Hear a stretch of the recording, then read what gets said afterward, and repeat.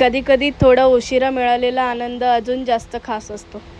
नमस्कार मंडळी, आज आमच्या 365 दिवसाच्या प्रवासाचा 34वा दिवस. आजचा दिवस आमच्यासाठी खूपच स्पेशल होता.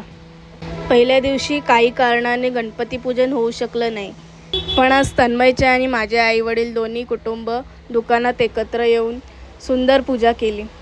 मोरया गणपती बाप्पा मोरया. आरती द्या सर्वांना. आज दुपारी बाबा दुकानात जेवण घेऊन आले आणि त्यांच्यासोबत वेळ घालून काम करण्याची संधी मिळाली.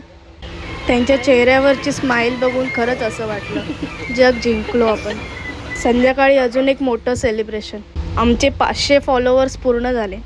काहींना हा आकडा छोटा वाटेल, पण आमच्यासाठी 500 लोकांची फॅमिली आहे. आणि खास म्हणजे एक कस्टमर खारघरहून आमचा व्हिडिओ पाहून थेट आमच्याकडे आला. त्यांनी दिलेला रिव्ह्यू आमच्यासाठी सोन्याहून पिवळा ठरला.